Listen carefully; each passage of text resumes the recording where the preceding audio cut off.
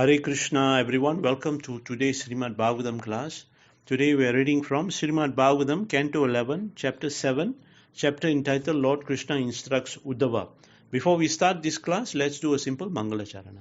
Om Namo Bhagavate Vasudevaya, Om Namo Bhagavate Vasudevaya, Om Namo Bhagavate Vasudevaya, Narayanam Namaskrityam Narom Chaim Narotamam Deving Saraswating Vyasam Tato Jayamudirayat.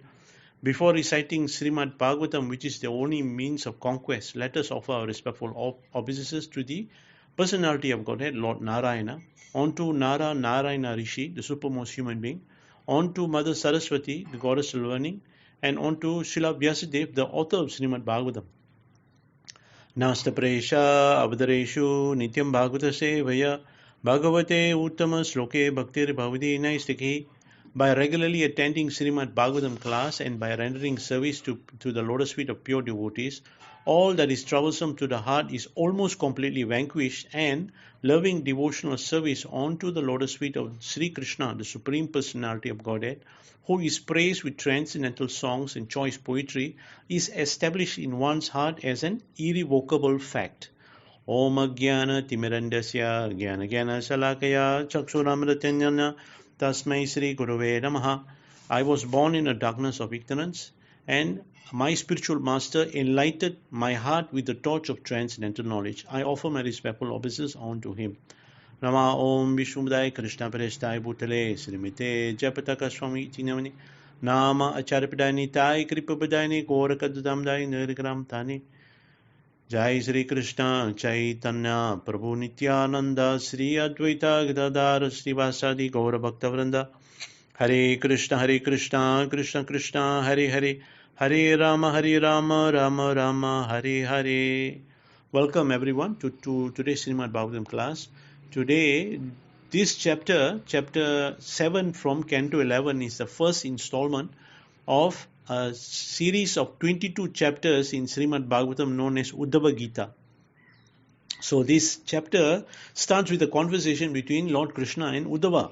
Uddhava found out that Krishna was about to wind up his pastimes on earth, and this devastated Uddhava. And Uddhava, with a crying heart, he pleaded with Krishna, please take me with you. Take me with you to Vaikuntha. I cannot be in separation of you. I want to be your servant eternally, lifetime after lifetime. So Uddhava is actually a personal assistant, a personal secretary to Krishna, Dwarkadish, the king of Dwarka. And Uddhava is so highly elevated that he got to see all the intimate dealings of Krishna with his devotees, with his enemies, with the public, everything. He saw everything. So when he heard that Krishna was about to go, he was shocked. Uddhava was shocked. So he pleaded with Krishna, please take me with you. Krishna in reply said, my dear Uddhava, Kali Yoga is going to come very soon. It's going to be an age of great difficulty. So please stay here by taking sannyas. Take sannyas and always think of me, always speak of me, and always perform devotional service for my pleasure. That is the definition of sannyas. Actually, the one who surrenders his thoughts, his words, and his action for the pleasure of Krishna only. So Krishna requested Uddhava, please, you take sannyas and you wander around this earth, and you please go and see some of my devotees that I never got a chance to go and see. So Krishna is saying here that Krishna, he's been on earth for 125 years. And in that 125 years, Krishna was very busy, meeting his devotees, blessing them, and also killing demons. So much pastimes. And in 125 years, Krishna could not see all his devotees. So now Krishna is requesting Uddhava, since you know the great signs of devotional service, please wander upon this earth and go and see all my devotees that I never got a chance to go and see. Please go and meet them and share with them this art of devotional service, Bhakti Yoga. And please especially go and see Narayana Rishi, who are my topmost human devotees on earth in Badrik Ashram. Krishna was saying that when he was on earth for 125 years, he never got a chance to go and see Narayana Rishi in Badrika Ashram. So in reply to Krishna, Uddhava said, yes, my dear Krishna, I will go. You have given me very clear instructions what to do. Take sannyas and engage all your thoughts, your words, and your actions in Krishna's pleasure only. So he said yes. So Uddhava, being very compassionate upon hearing about the very deplorable condition that is going to come, that is Kali Yuga, which is the age we are in now, Uddhava, feeling very, very compassionate, he asked Krishna, my dear Krishna, I know the art of devotional service, and this will save me and everybody who practices it. But in Kali Yuga, there are people who are less intelligent, who are unfortunate, and above all, they are very disturbed. How can they save themselves from this cycle of birth and death in this material world? What can they do? So this is a very compassionate question by Uddhava. In reply, Krishna said, my dear Uddhava, if you observe the world around you and all the items that are in this world around you, you will observe that simply by using your intelligence with a sober mind, you can learn the principles of liberation from material things in this material world. So Krishna went on further to explain to Uddhava and told Uddhava a story about an Avadut Brahmana who once met King Yadu. King Yadu is Arjuna's great ancestor. The name, the Yadu dynasty came from this King Yadu. So one day this King Yadu saw one Avadut Brahmana. So what is an Avadut Brahmana? So Avadut Brahmana is, I think everybody knows who is a Brahmana. A Brahmana is somebody who's fixed in the platform of transcendental knowledge, a Brahman. So what's an Avadut? Avadut, it literally translated in the English language, it means the holy madman. Holy madman.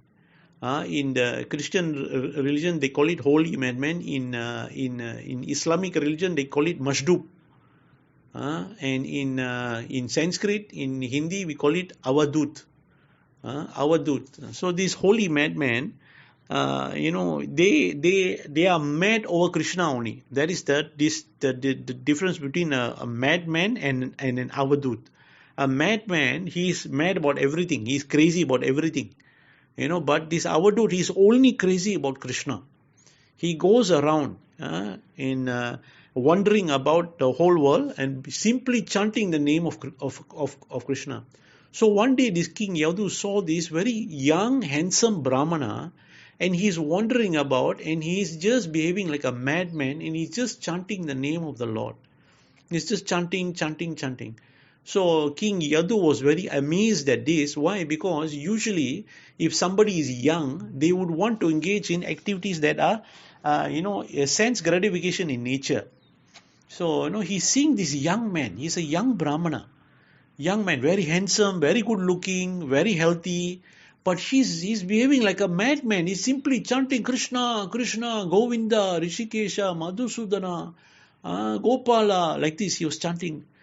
And this King Yadu approached this Avadut Brahmana and asked him, my dear sir, people are very much interested in gratifying their senses. They engage themselves in all kinds of difficult work, running here, running there, non-stop, But I see that you are not engaged like this. In fact, you are totally renounced to all these material activities and you are very, very happy, very, very blissful. Please tell me, sir, how did you come to this situation? So this Avadut Brahmana began to speak to Maharaj Yadu, and this is the conversation from Canto 11, Chapter 7, from text 32 to text 74. So I'm going to read. So this is what the Brahmana said. The Brahmana said, my dear king, with my intelligence I have taken shelter of many spiritual masters. Having gained transcendental understanding from them, I now wander about the earth in a liberated condition. Please listen as I describe them to you. So this Avadut Brahmana is telling here that he has many spiritual masters. So let's see who are his spiritual masters. This is text 33 to 35. O king, I have taken shelter of 24 gurus. Not one guru, but 24 gurus. Who are the following? The earth, air, sky, water, fire, moon, sun, pigeon, and python, the sea, moth, honeybee, elephant, and honey thief, the deer, the fish, the prostitute Pingala, the Kurara bird, and the child, and the young girls, arrow maker, serpent, spider, wasp. My dear king, by studying these activities, I have learnt the science of the self.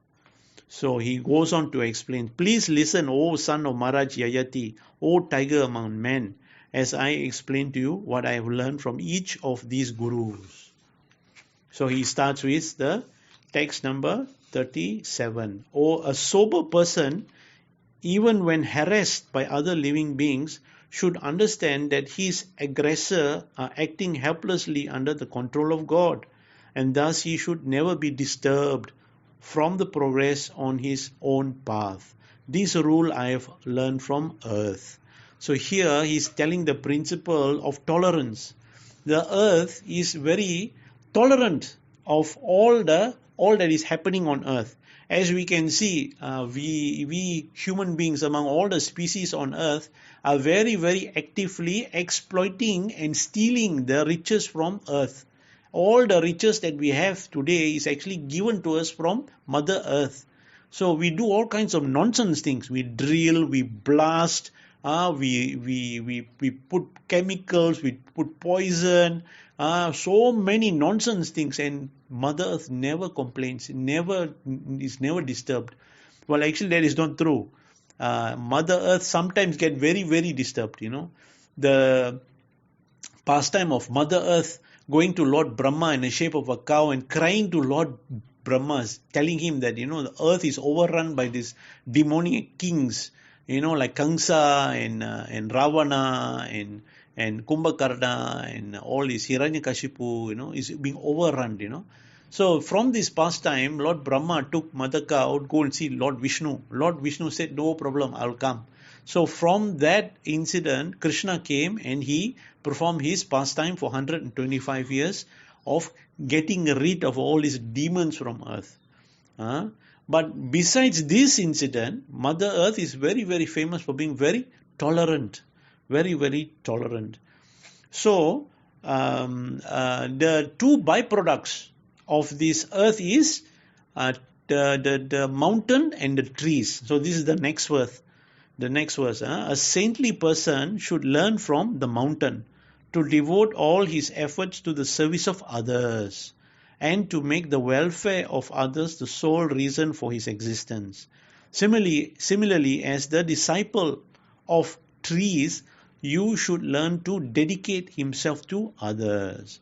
So here, this Avadut Brahmana is telling here the byproduct of earth is mountain and trees. And he's even learned lessons from mountains and trees. He says here that mountain, being very steadfast, very steady, he serves all living entities. Every living entity lives off the mountain. The mountain has trees, the mountain has streams, the mountain has minerals, has herbs, it has grass. And this is the point that Krishna made in the pastime of Govardhan Leela, lifting of Govardhan Hill. The cowherd men, they wanted to offer a sacrifice to King Indra. But Krishna convinced them. He said, why offer to King Indra? Why give him offering for doing his job? Why do you want to reward King Indra for letting Indra do his job? He is supposed to do his job anyway. Let him do his job. Instead, Krishna convinced the cowherd men and cowherd women of Vraj to take this offering and offer to Govardhan Hill. And his reasoning is like this. He says, my dear father, this hill has served us so much. He has given us grass to feed the cows. He has given us water. He has given us herbs, minerals. He has given us a nice place to go and enjoy ourselves. Gordon Hill, those days, 5,000 years ago, it was like a garden, very beautiful place to go. All the fun used to be had there.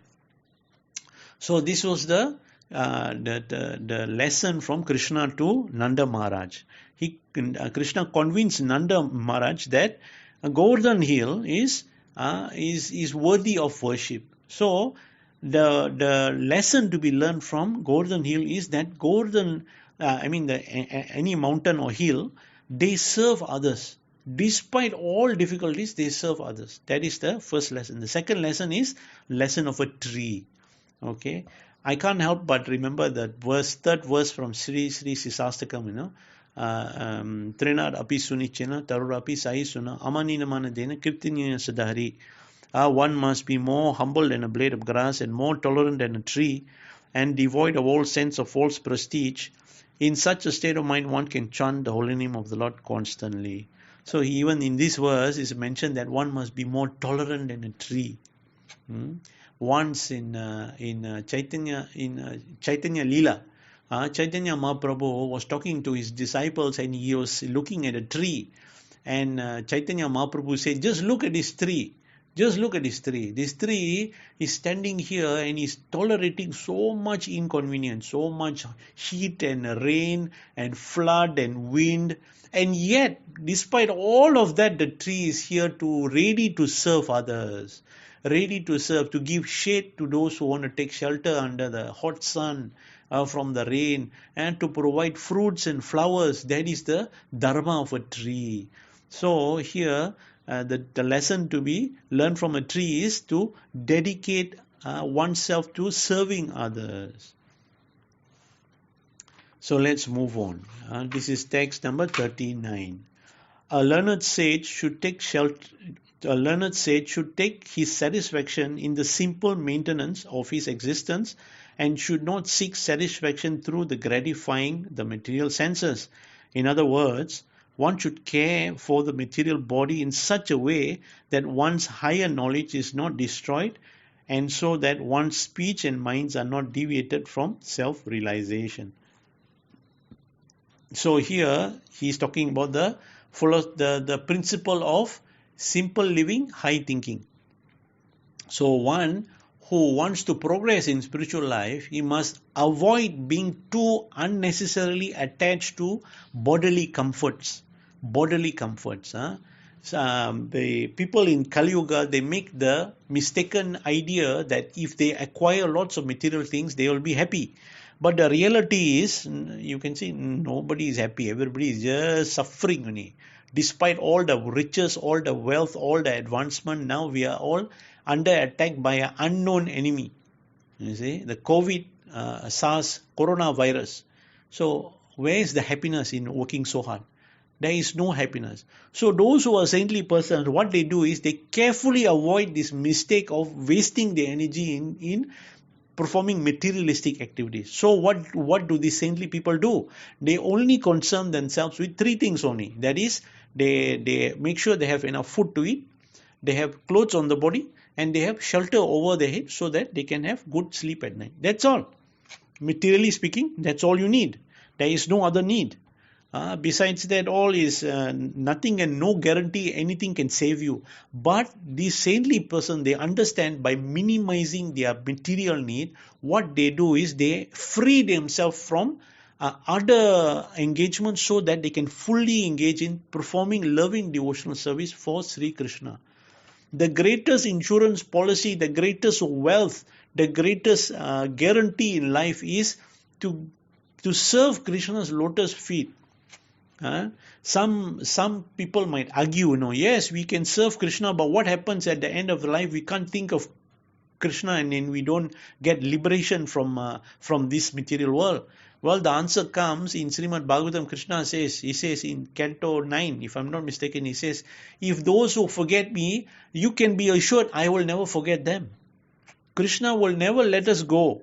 Why? Because Krishna says in Bhagavad Gita, Aham bija pratapita. I am the seed giving father of all living entities.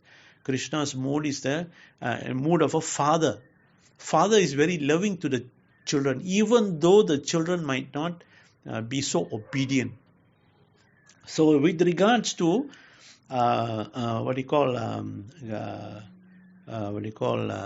maintaining our bodies, there is a very nice book written by Rupa Goswami called Nectar of Instruction. It's a very tiny book, but it is so wonderful and so powerful, simply by reading this book you will really get to understand the mercy of a Vaishnava devotee. Srila Rupa Goswami wrote this book many years ago, especially for you and me. So in this book, there is one verse. This verse goes like this: Atyarhar priyasyacha prajalpo niyamagraha janasanga laulyamcha sabir bhaktir vinashati. He says here in this verse there are 6 items that one should carefully avoid. Why? Because these items can destroy one's bhakti. For us neophyte devotees, bhakti here means happiness. As simple as that. For us who are new and who are baby, who are not mature in Krishna consciousness, bhakti here means happiness. So we should avoid these 6 things to maintain our happiness. So what are these 6 things? Atyahar. Atyahar here means overeating or over accumulating material assets more than necessary. So this is a very dangerous thing. Our world today is all very materialistic. The goal in life is to acquire more and more money, more and more wealth, and to have unlimited sense gratification. This is very detrimental to one's real eternal happiness. Yes, you will be happy for temporary, for short term. After that, you will just suffer. So these great sages, yogis, they don't make this mistake. The second thing is priyasyacha. Priyasyacha is to over endeavor for material achievements. As we can see today, everybody who is a materialistic person, they will work day and night to acquire just a little bit of money, a little bit of facility, a little bit of enjoyment. They work like donkeys. So this is also very bad for one's advancement in spiritual life. Atteha priyasya parjalpo. Parjalpo is talking about topics not related to Krishna, like wine, women and money. Prajalpo, loose talk. Prajalpo, niyamagraha. Niyamagraha is following rules and regulations in the Vedic scripture simply for show, to show that you are very pious. That is one. And the second explanation is, Atyahar is, niyamagraha is not to follow the rules and regulation in the Vedic scripture. So one might ask, why do we need to follow the rules and regulations in Vedic scriptures? Krishna explains this in chapter 3 of Bhagavad Gita, chapter 3, text 15, if I'm not mistaken. Very nicely, Krishna explains there that if one, even though not interested in Krishna consciousness or spiritual matter, even if he follows the Karma Kanda section of the Vedic scriptures, what happens is this person, he will perform all kinds of ritualistic activities to acquire some kind of wealth, acquire money, acquire promotion from work, acquire big business, have big property, have family, children, whatever. Simply by engaging in such ritualistic activities for sense gratification, what happens is this person has a chance of liberation, because this person has some reverence and some respect for the Vedic literatures, which are expansions of Krishna. Krishna says these Vedic literatures are his breath. So simply by engaging himself in this ritualistic ceremony, Krishna tricks them into hearing and chanting his name. In any fire yagya, if you have attended any fire yagya, you will notice that at the end of the fire yagya, the pujari, the brahmana, will chant only Krishna's names. Only Krishna's name. Om Narayanan, Om Narayanan Namaha, Om Madhusudaya Namaha, Om Trivikramaya Namaha, Om Vamanaya Namaha, Om Sridaya Namaha, Om Rishikesha Namaha, Om Sahasraya Namaha, Om Durriksaya Namaha, Om Pratapaya Namaha. You just go on and on and on. These are all Krishna's names. All his different avatars, his different pastimes. So once I asked this Pujari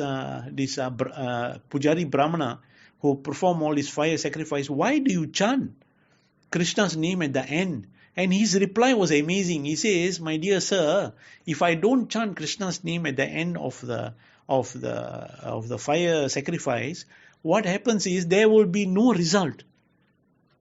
No profit will come from all this fire sacrifice. It will be all a waste of time.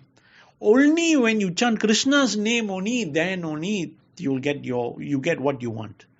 So like this, what will happen is people who perform such ritualistic ceremony, they will acquire great riches. They will acquire whatever they want. But at the end of the day, they will be dissatisfied. In their heart, they will be unhappy. And that is when they will ask, what is the absolute truth? What is the truth actually?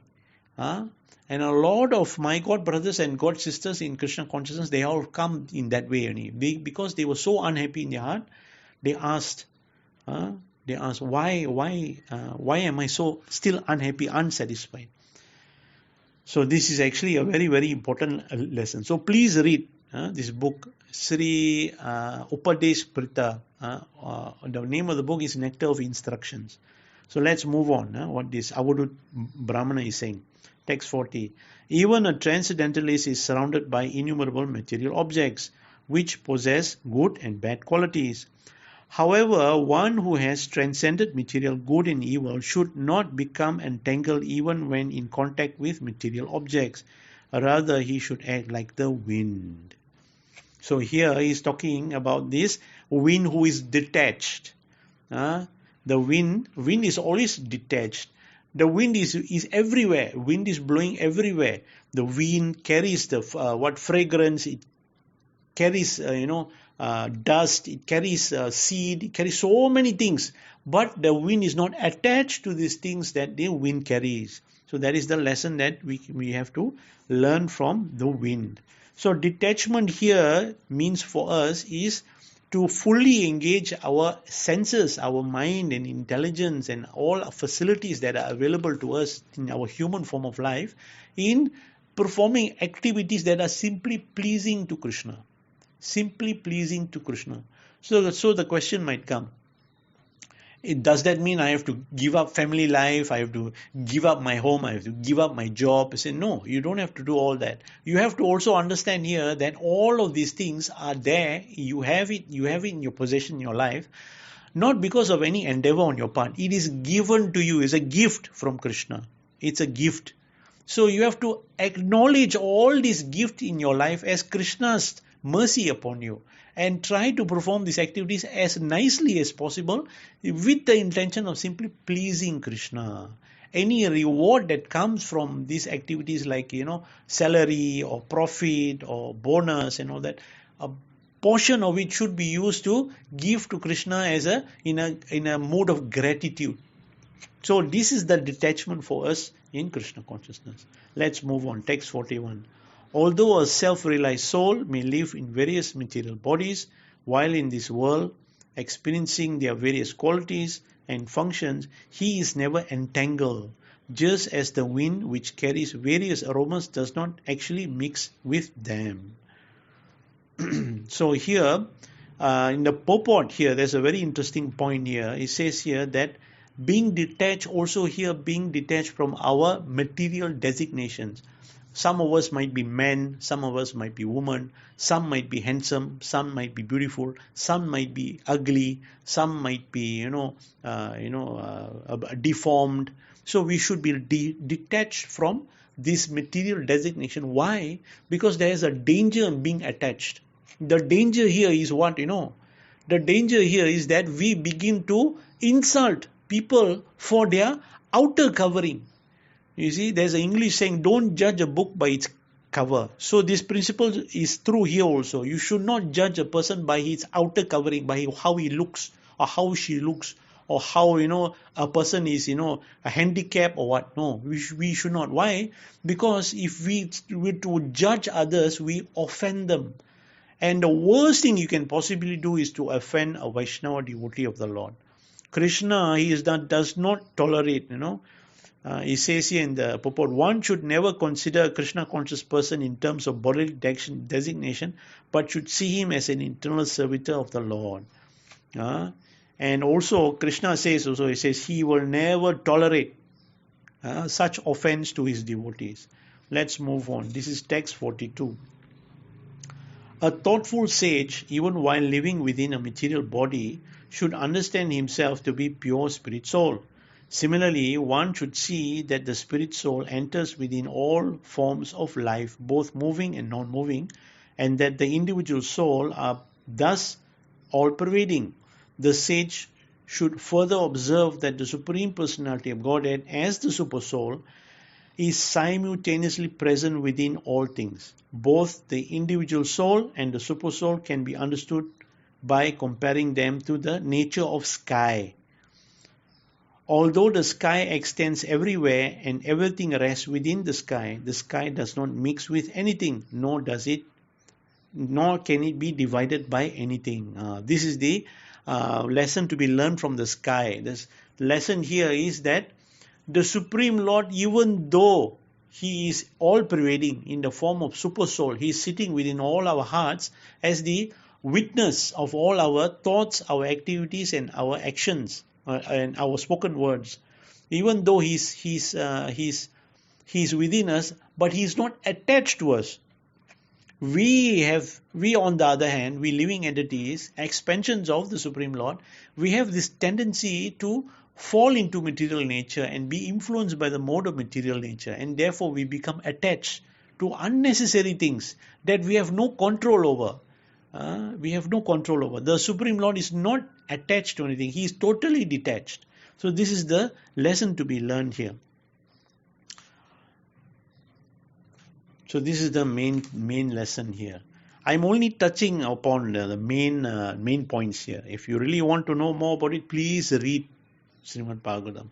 Text 43. Although the mighty wind blows clouds and storms across the sky is never implicated or affected by these activities. Similarly, the spirit soul is not actually changed or affected by contact with material nature. Although the living entity enters within a body made of earth, water and fire, and although he is impelled by the three modes of nature created by eternal time, his eternal spiritual nature is never actually affected. So here the lesson to be learned from the wind and the sky is that the soul, even though now in this material world having a material body, actually the soul is got nothing to do with this material world. We are here just as a prisoner is sent to jail. When a prisoner is sent to the prison house, he is there, but he is actually not the prison. Similarly, we spirit soul, even though we are in this material world, having material bodies, we are not the body. The soul actually got nothing to do with this material world. The nature of the soul itself is totally transcendental to this material world. So this is the lesson to be learned from the sky and the wind.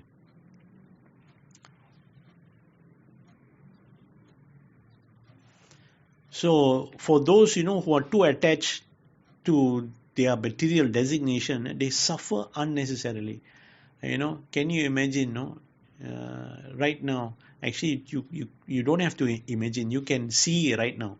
Everybody in the world are in full anxiety, so much in fear of their lives because of this COVID-19 pandemic.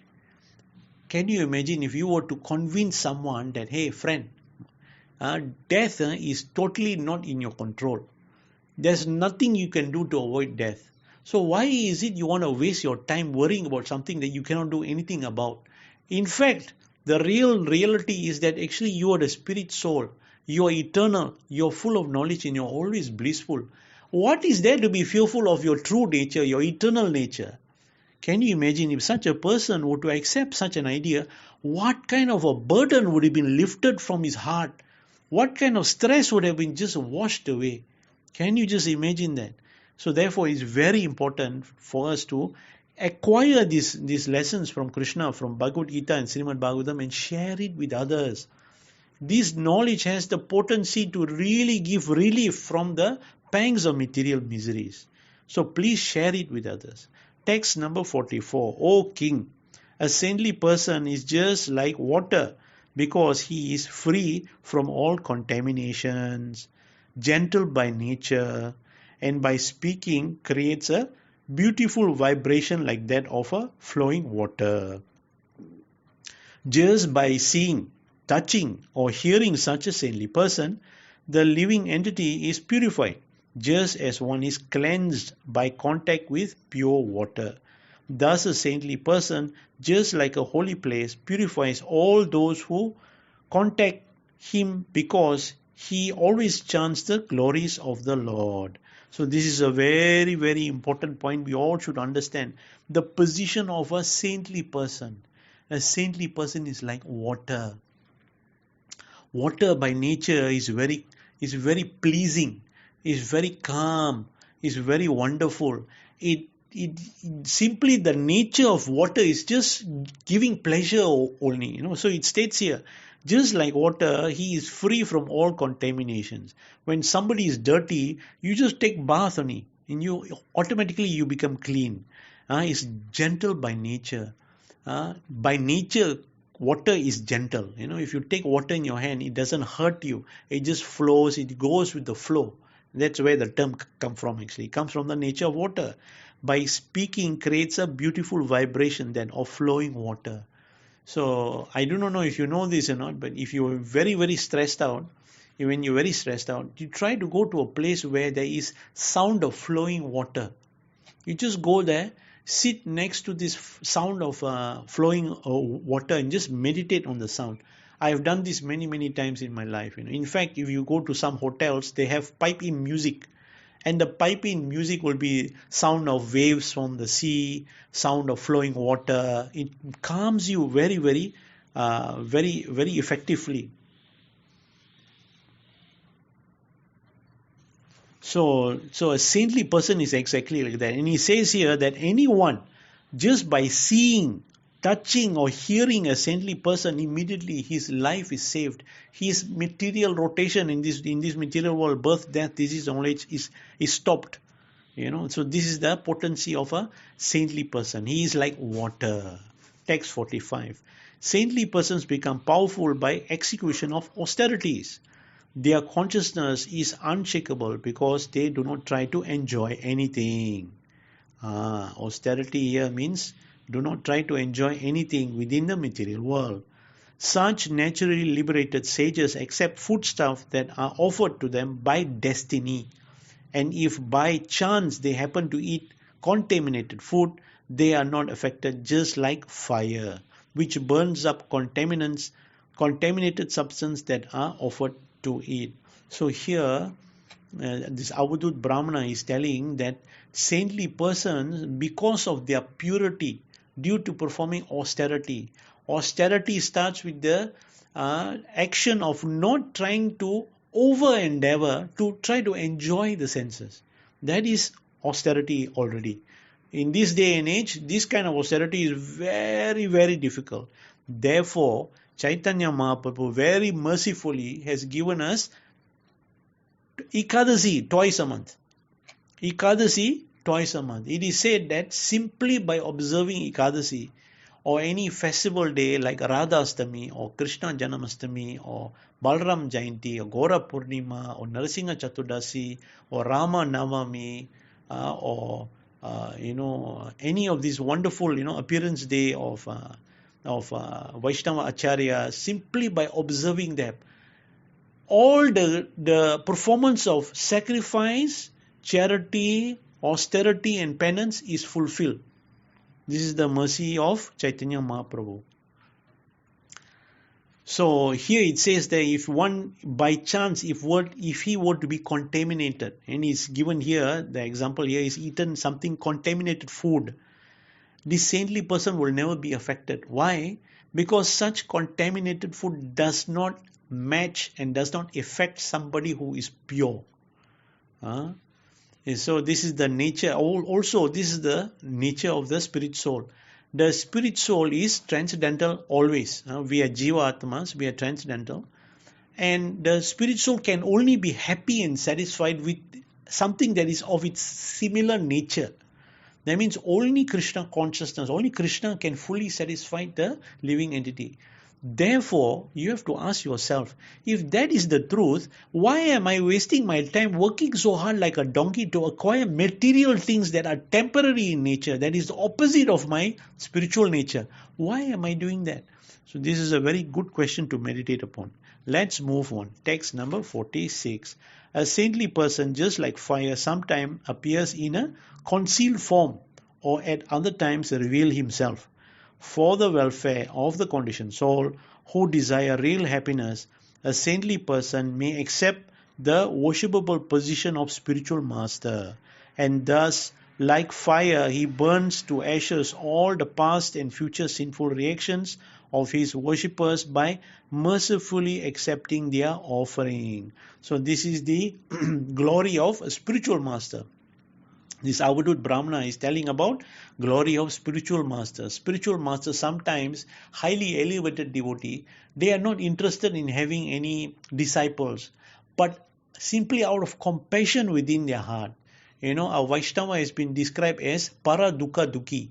He feels the full brunt of all the suffering of all living entities. That is the nature of compassion. And in such a compassionate mode, sometimes he takes the dangerous position of being a spiritual master. Why do I say dangerous? There is one nice pastime of in Ramayana between Ravana's brother, Vibhishan. I think his name is Vibhishan. I think so. Vibhishan once, while this fight with Rama and Ravana was going on, Vibhishan came to surrender himself to Lord Rama. When he came to surrender himself to Lord Rama, all of Rama's advisors told Rama, said, don't trust this Vibhishan. He might be a spy for Ravana. He has come here to spy on us so that he can defeat us. So when Vibhishan heard this, he told Lord Ram, he said, my dear Lord Ram, if you think that I'm a betrayer, I'm a spy, you please bless me so that I will be born again in Kali Yuga and I will take the position of a spiritual master. When Lord Rama heard this, he knew, this Vibhishan is not lying, because it is such a dangerous position. To take a position of a spiritual master in Kali Yuga is literally, you're condemning yourself to repeated birth and death in this material over and over and over and over again. But that is the nature of a Vaishnava devotee. That is the nature of a saintly person. He is willing to die again and again and again for the welfare of others. You see? So one should take one's spiritual master very, very seriously. So this is the lesson in this verse here. Text number 47. Just as fire manifests differently in places of wood of different size and quality, the omnipotent Supreme Lord, having entered the bodies of higher and lower forms of life created by his own potency, appears to assume the identity of each. So here, the lesson here is that the Supreme Lord, being very, very merciful, he reciprocates with his devotees accordingly. There is a saying, if you take one step towards Krishna, Krishna takes 100 steps towards you. Krishna is more eager for you to come back home, back to Godhead, than we are to go back home, back to Godhead. Why? Because we mistakenly think we can enjoy in this material world. So, so there is a nice story that comes to mind. A few years ago in Mayapur Dham, on a Gora Purnima day, a lot of devotees came to Mayapur Dham to celebrate the appearance day of Chaitanya Mahaprabhu. So on the appearance day, morning appearance day, devotees all gathered in the temple hall to see the beautiful form of Panchatattva. And the devotees were, after seeing the beautiful form of Panchatattva, they were singing in ecstasy. They were literally tears coming down their eyes. And they were crying, the name of Chaitanya Mahaprabhu and Panchatattva, And at that moment of time, everybody noticed that Srivas Pandit, one of the deities of one of the personalities of Panchatattvas, tears were coming down his eyes.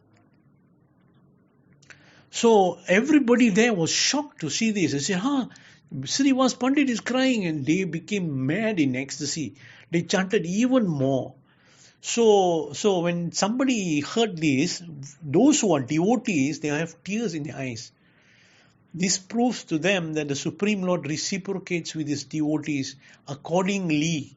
If you approach Krishna in loving devotion, Krishna will reciprocate with you. He will have a loving exchange with you. If you approach Krishna like an enemy, like a Ravana or a Hiranyakashipu, guess what? Krishna will become the greatest enemy for you. He will reciprocate with you. So this incident here shows that the Supreme Lord is ever willing and ever ready to have a loving relationship with all his children, that is us. So all we have to do is to initiate it. That's all we have to do. Let's move on. Text number 48. The various phases of one's material life, beginning with birth and culminating in death, are all properties of the body and do not affect the soul. Just as the apparent waxing and waning of the moon does not affect the moon itself, such changes are enforced by the inseparable movement of time. So here he is taking lesson from the lesson of time. You see, all these changes that happen to us, there's this verse, Dihinosmin yata dehe kaumanam yaumanam jara tata dehantara prapti diharastrata na muhyate. So this verse says that as the embodied soul passes from birth to boyhood, to childhood, to youth, to old age, and finally at death, a sober person is not bewildered by such a change. So this is the lesson to be learned from the aspect of time, waxing and waning moon, from the moon, and so on. Text number 49. The flames of a fire appear and disappear at every moment, and yet these creation and destruction are not noticed by ordinary observers. Similarly, the mighty wave of time flows constantly like the powerful current of a river, and imperceptibly causes the birth, growth, and death of innumerable material bodies. And yet the soul, who is thus constantly forced to change his position, cannot perceive the action of time. So the lesson here to be learned from the aspect of time is that we, even though we take birth and we grow and become old and then die, for the spirit soul, actually we are spirit soul. The spirit soul does not understand this. The spirit soul does not really perceive this. Why? Because each time the spirit soul takes a material body, the body is assigned to the soul, not of its choosing. It's assigned according to our consciousness. And when we get a certain kind of material body, we'll get a different father, different mother, different brother, different sister. Each time you take birth, you have a different father, different mother, and it's not the same person, it's not the same Atma, it's a different Atma. Different mother, different Atma takes the role of father, mother, brother, sister. So this aspect of time we have to understand this. This is the nature of the soul.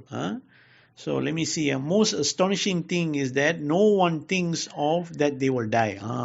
This is one pastime in the Mahabharata where Yudhishthir Maharaj asked, Narada Muni asked Yudhishthir Maharaj, what is the most amazing thing?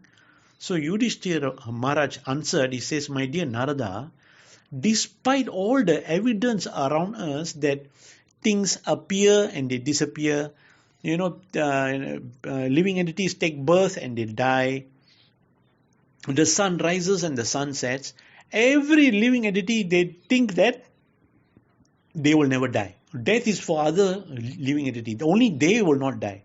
So this is the illusory energy of the Supreme Lord. And he says, this is so amazing.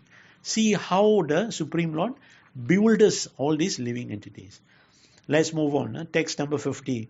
Just as the sun evaporates large quantities of water by its potent rays and later returns the water to earth in the form of rain, similarly a saintly person accepts all types of material objects with his material senses and at the appropriate time When the proper person has approached him to request them, he returns such material objects. Thus, both in accepting and giving up the objects of senses, he is not entangled. So here, this is one point made by Avadut Brahmana about the sun. The sun takes water from the land and he gives back to earth. Takes and gives back. So this is actually another definition of a sannyas. Sannyas is somebody who takes everything and return it to its rightful owner. Somebody who takes everything and he returns it to his rightful owner, which is who? Which is Krishna.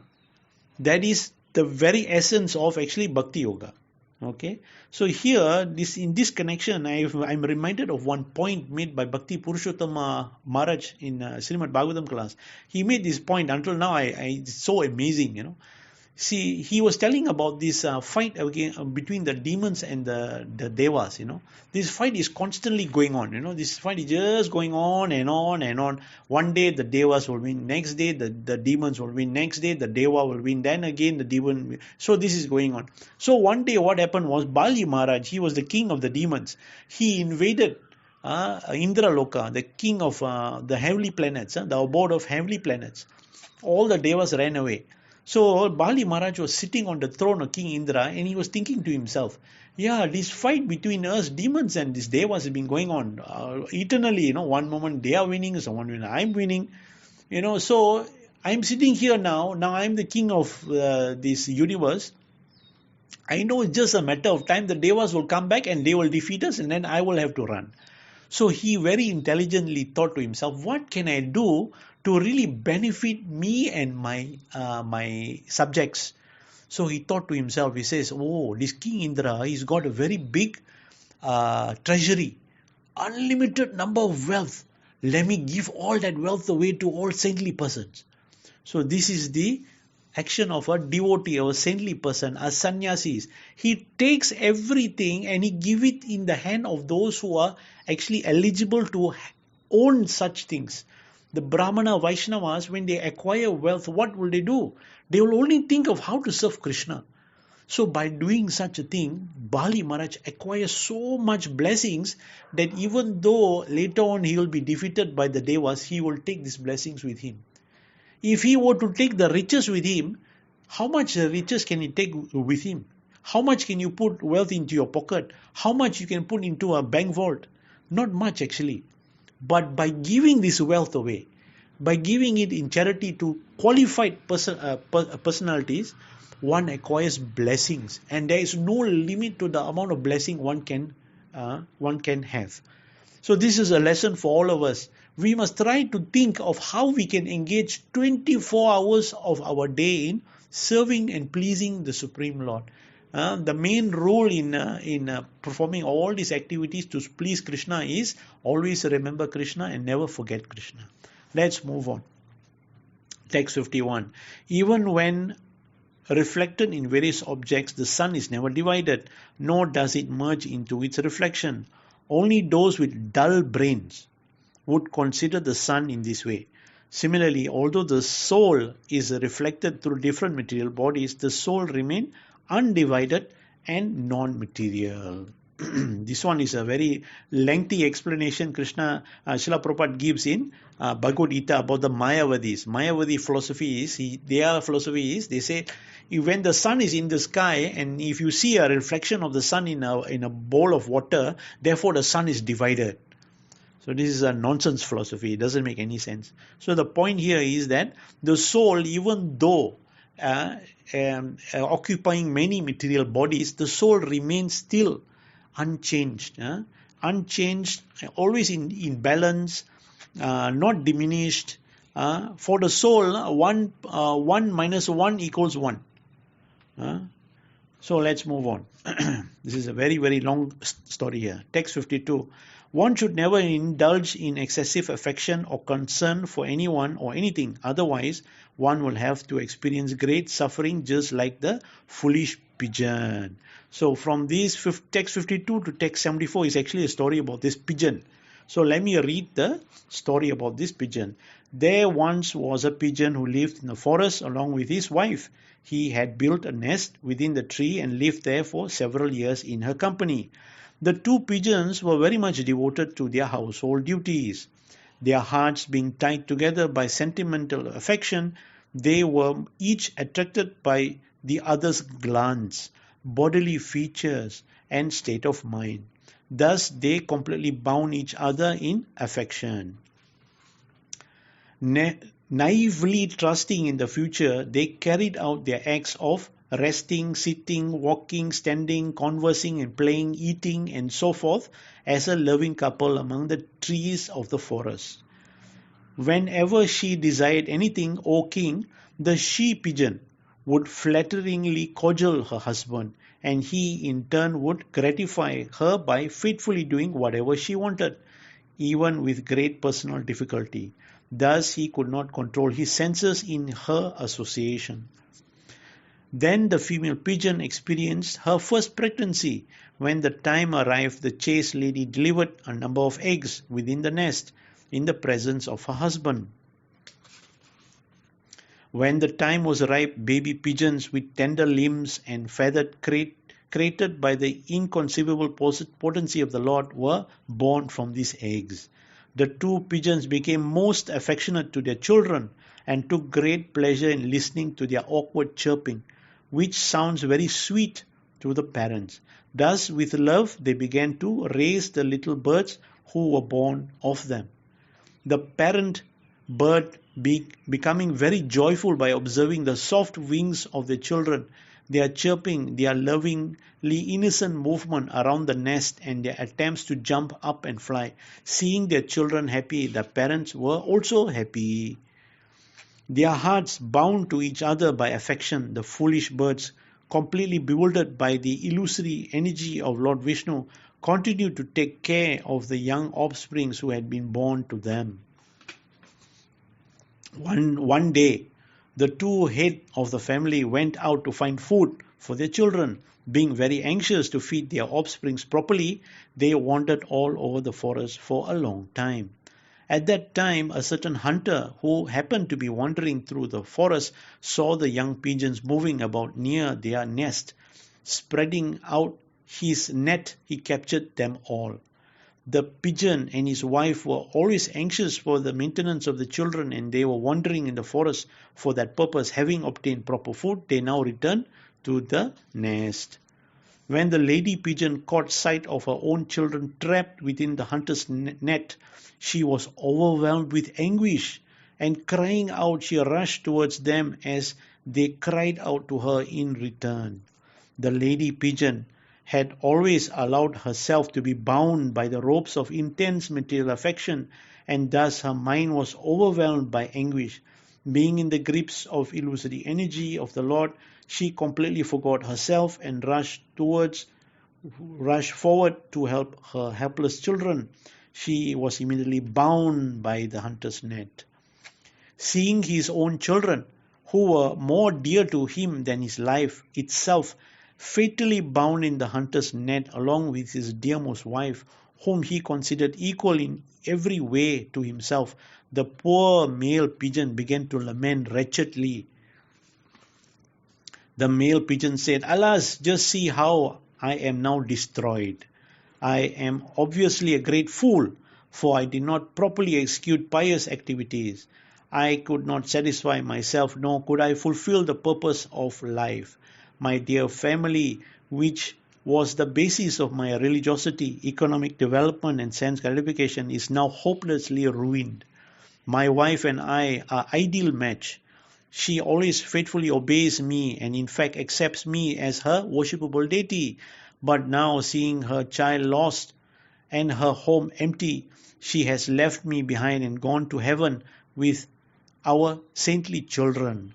Now I am a wretched person living in an empty home. My wife is dead. My children are dead. Why should I possibly want to live? My heart is so pained by separation from my family that life itself has become simply suffering." As the father pigeon wretchedly stared at his poor children trapped in the net on the verge of death, pathetically struggling to free themselves, his mind went blank. and thus he himself fell into the hunter's net. The cruel hunter, having fulfilled his desire by capturing the head pigeon, his wife, and all of the children, set off for his own home. In this way, one who is too attached to family life becomes disturbed at heart. Like the pigeon, he tries to find pleasure in mundane sex attraction, busily engaged in maintaining his own family. The miserly person is fated to suffer greatly along with all his family members. The doors of liberation are open wide to one who has achieved human life. But if a human being simply devotes himself to family life, like the foolish bird in this story, then he is to be considered as one who has climbed to a high place only to trip and to fall. Hare Krishna. Thank you very much.